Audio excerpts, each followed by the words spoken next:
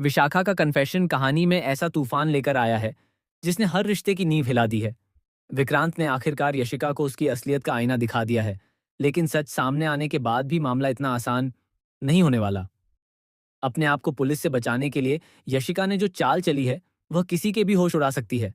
उसने अपने ही बेटे युवी को अपनी ढाल बना लिया है।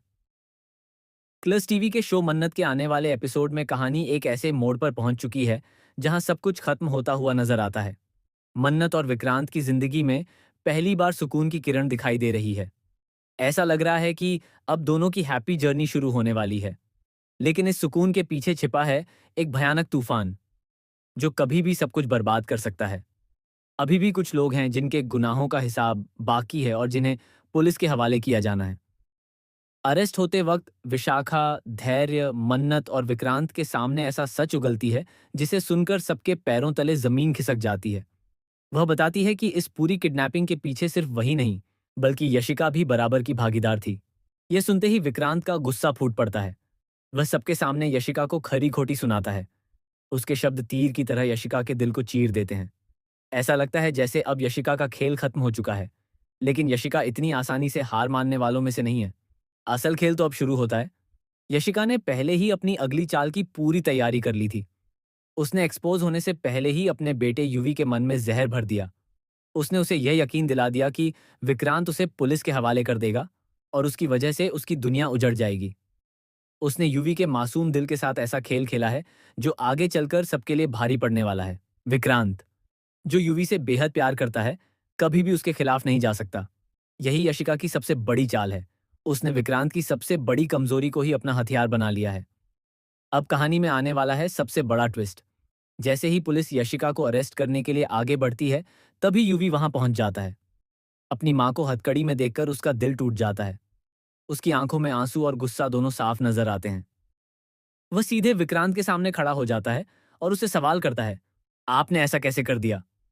यह सवाल विक्रांत को अंदर तक झकझोर देता है। युवी विक्रांत से अपनी मां को छोड़ देने की गुहार लगाता है।